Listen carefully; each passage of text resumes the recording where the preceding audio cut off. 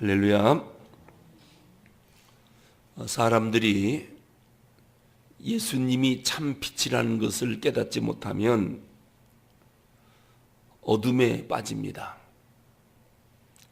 그리고 가짜 빛을 진짜 빛이라고 생각합니다. 이 어둠에 있으면 이게 가짜 빛인지 진짜 빛인지 분별이 안 됩니다. 역사적으로 볼 때 그 16세기는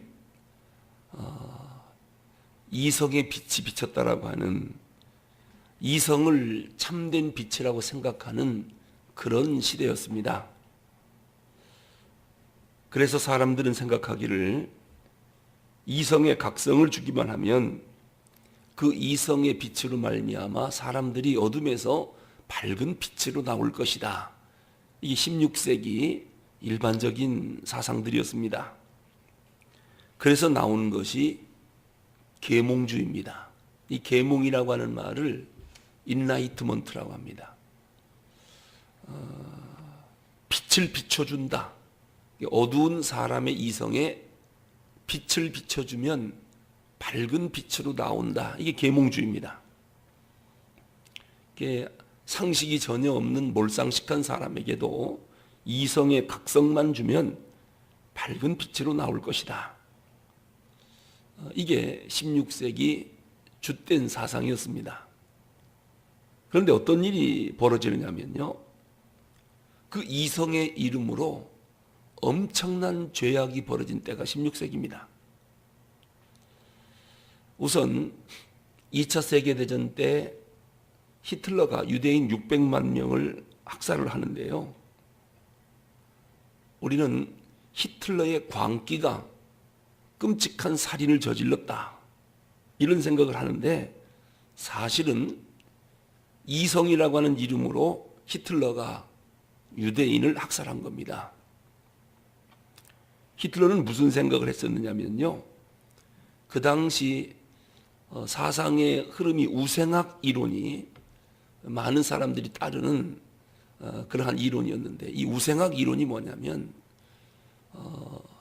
모든 생물의 세계는 우성과 열성이 있다는 것입니다. 그래서 발전하려면 열성을 없애버리고 우성을 키워야 된다. 이게 우생학 이론인데요, 이것이 생물학계의 전체적인 생각이었습니다. 인문학까지도 이 우생학 이론이 영향을 주었지요.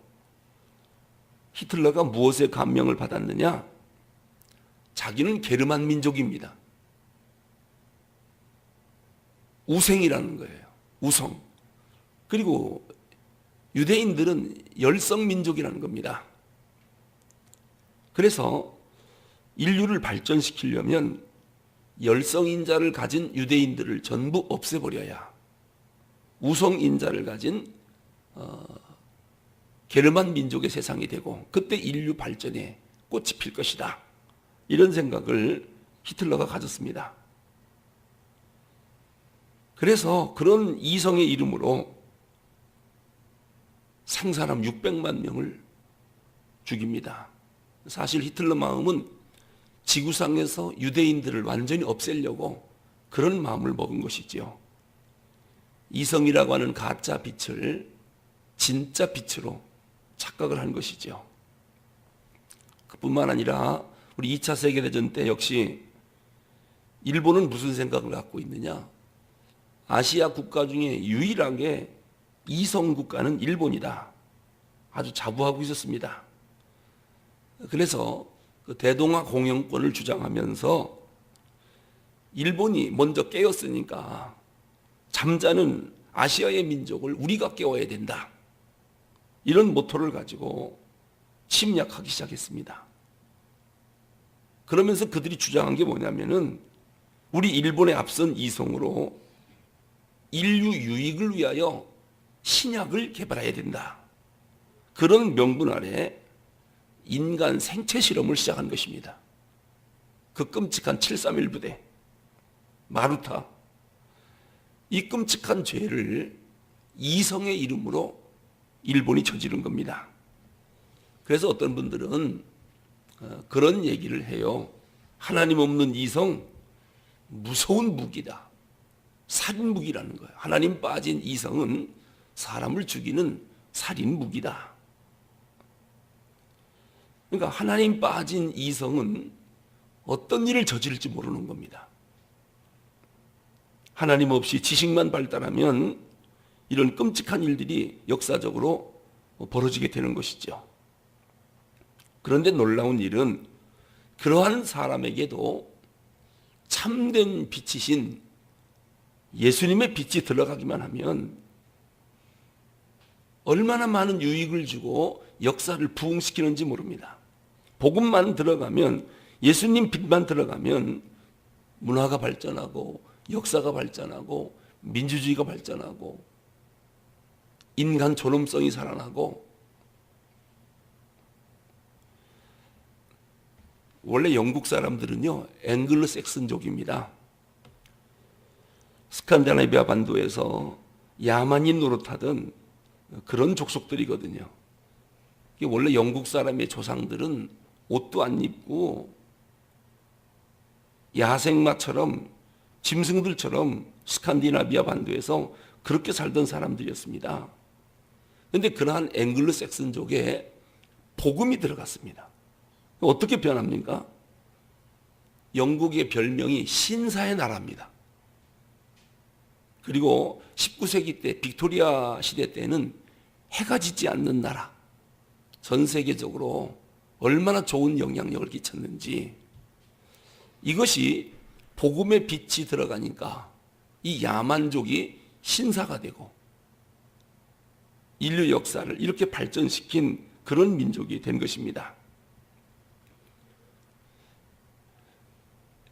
전 세계 지식량이 가장 많이 쌓여 있는 언어가 영어랍니다. 영어를 배우면 전 세계에 쌓여 있는 지식을 가장 많이 읽을 수 있어요. 그리고 일본어, 중국어, 그런 순서입니다. 대단한 언어들이죠. 그런데 학문을 공부하려면, 철학을 공부하려면 독일어를 해야 됩니다. 독일어를 하지 않고서는 그 깊은 세계를 읽을 수가 없는 것이죠. 그런데 원래 이 독일 민족은요, 유럽 전체 민족들 가운데 제일 가난했어요. 그리고 뺏기고 수탈당하고 이런 형편없는 민족이었거든요. 이 독일 사람 가운데는 인물이 별로 없어요. 그런데 마틴 루터가 16세기 1517년 종교개혁을 일으키고 성경을 독일어로 번역을 했어요. 그래서 그 형편없는 민족들이 성경을 읽기 시작했어요. 누구도 읽지 못하는, 유럽 사회에서 누구도 읽지 못했던 그 성경을 독일 사람들이 제일 먼저 읽기 시작했어요. 그러자 음악이 독일에서 나오고 역사, 법학, 철학, 미술, 독일어를 공부하지 않으면 알 수 없는 뛰어난 연구문들이 막 나옵니다. 모든 학문의 기반이 그때부터 독일에서 나오기 시작합니다. 독일 땅에 마틴 루터로 인해서 성경이 들어가니까, 참된 복음의 빛이 그 땅에 비춰지니까 제일 가난하고 맨날 뺏기기만 하고 인물이 나지 않던 그 땅에 위대한 인물들이 나오기 시작하는 것입니다. 그래서 예수님이 뭐라고 말씀합니까? 12절 같이 읽어보겠습니다. 시작. 예수께서 또 말씀하여 이르시되 나는 세상의 빛이니 나를 따르는 자는 어둠에 다니지 아니하고 생명의 빛을 얻으리라. 이제 이 말씀 이해가 가십니까? 참된 복음의 빛이 비춰지니까 진짜 각성이 일어나는 거예요. 자기 능력, 이걸 어디다 써야 할지, 또 자기들이 가야 할 방향, 이것이 복음의 빛이 비춰주고 복음의 빛이 알려주는 것입니다. 그러니까 우리 민족도요, 우리가 알다시피 40-50년 전만 해도 보릿고개 넘기기 힘들어 정말 가난한 그리고 6.25 전쟁 이후에 메가다 장군이 미국에 보고한 게 뭔 줄 압니까? 대한민국은 재생 불가. 도저히 일어날 수 없습니다. 완전히 부서진 나라입니다. 다시 나라가 세워진다는 것은 불가능하다고 그렇게 보고를 했습니다. 그게 언제입니까?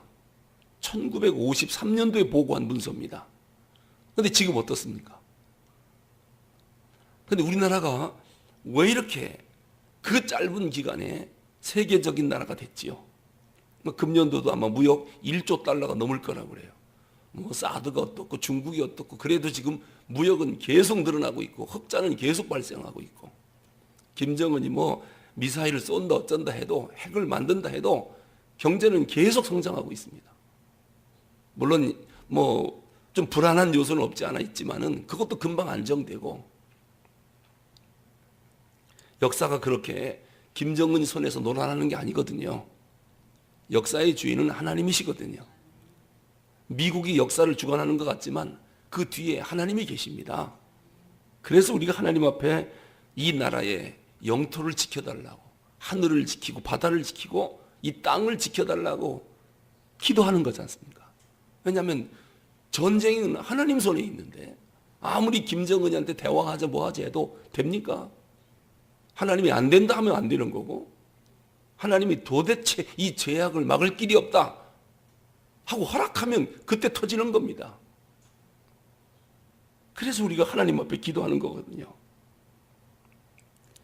이 땅에 언더우드 아펜젤러 선교사를 통해서 복음이 들어왔습니다. 그 들어오는 과정이 얼마나 힘들었던지 세남터에 가면 그때 복음을 들고 들어오다가 죽임당한 선교사들의 무덤이 얼마나 많은지 모릅니다. 이 어둠의 깜깜한 나라에 복음의 빛을 비춰주려고 수많은 사람이 목숨을 걸고 토마스 선교사는 성경 들고 대동강에 들어오다가 도끼로 목이 잘려 죽었습니다. 그 복음의 빛이 대동강을 통해서 평양으로 들어왔고 그 복음의 빛이 세계 역사상 가장 빨리 퍼진 나라가 대한민국입니다. 이 짧은 기독교 역사 가운데 이렇게 하나님을 잘 믿을 수가 없습니다. 세계에서 가장 큰 교회가 우리 대한민국에 있고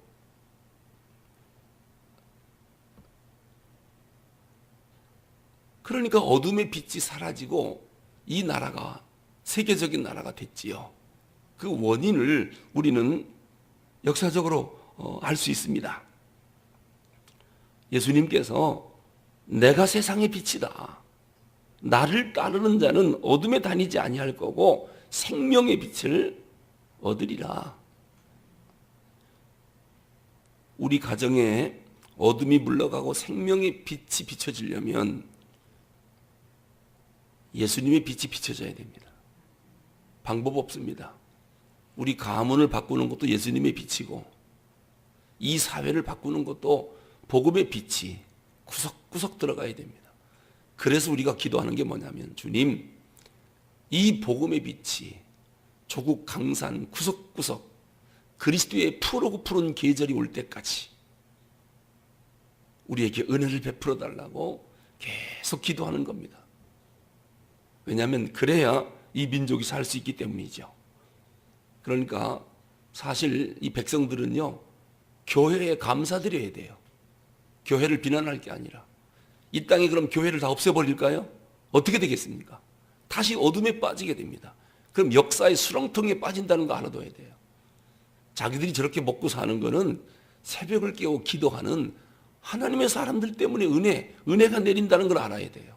그걸 모르니까 교회가 어떻고 예수가 어떻고 복음이 어떻고 그거 모르니까 우리가 이 새벽에 나와 기도하는 것이 얼마나 대단한 일인가. 이 어두운 세상에 복음의 빛을 비추는 대단한 일을 지금 우리가 하고 있는 것입니다. 이 일을 주님이 부를 때까지 계속하자는 겁니다. 그럴 때에 우리가 가는 곳곳마다 환한 생명의 빛이 비춰질 거예요. 기독교는 짧게 보지 마십시오. 목사님, 내가 지금 한 달째 기도하는데도 아무 일이 안 일어나요. 뭘 한 달 기도하고 그렇습니까? 어떤 사람은 지금 30년, 40년째 기도하고 있는데 뭐 이렇게 조급해요. 이제 우리는 기도하고 하나님 나라 가면 됩니다. 그 다음부터 하나님이 우리의 기도를 통해서 우리 후손들을 어떻게 축복하는지, 아니 내가 살아서 눈으로 보게 만들어줍니다. 예수 잘 믿으십시오. 자녀들 잘 됩니다. 기복이 아닙니다. 하나님의 축복입니다. 그리고 예수 잘 믿으면 가문의 역사가 완전히 달라집니다. 3대, 4대, 5대 내려가 보십시오. 이게 복음의 빛이 비춰지기 때문에 새로운 일들이 일어나는 것입니다. 오늘 나는 세상의 빛이다. 나를 따르는 자는 어둠에 다니지 아니하고 생명의 빛을 얻으리라. 이 말씀의 의미를 우리가 깊이 새겨야 되겠습니다. 기도하겠습니다. 하나님 아버지, 오늘 말씀 참으로 그렇습니다. 예수님을 참 빛으로 모르던 16세기 인간의 이성이 참된 빛이라고 착각을 해서 이성이라고 하는 이름으로 역사에 얼마나 큰 범죄를 저질렀는지 우리는 알고 있습니다. 하지만 그 이성 속에 생명의 빛이신 복음의 빛이 들어가면 영국이나 독일처럼 이렇게 놀라운 문화를 발전하고 세상에 영향력을 끼치는 그러한 것을 우리가 보고 있고, 우리 조국 대한민국도 이 어둠의 땅에 복음의 빛이 들어오니 그 짧은 시간에 세계적인 나라가 되었습니다. 그런데 주님, 염려가 되는 것은 이 복음의 빛이 점점점 꺼져가고 힘을 잃어서 얼마나 염려가 되는지 모릅니다. 다시 흑암의 세력으로 이 역사가 구렁텅이에 빠지지 않도록 우리가 깨어 기도하게 하여 주시옵소서. 생명의 빛이신 예수 그리스도, 그분을 이 백성들이 다 따르도록 복음을 전하기 원합니다. 그래야 다시는 어둠에 다니지 않고 생명의 빛을 얻게 되는데, 이 사명을 우리에게 주셨사오니 이 새벽에도 열심히 기도하게 하여 주시옵소서. 그리스도의 푸르고 푸른 계절이 조국 강산 방방곡곡 고을고을마다 울려 퍼질 수 있도록, 곳곳마다 십자가의 빛이 밝혀질 수 있도록, 그래서 이 땅은 영원한 생명의 빛인 예수 복음의 빛이 꺼지지 않도록 이 땅을 축복하여 주시옵소서. 우리 주 예수 그리스도 이름으로 기도하옵나이다.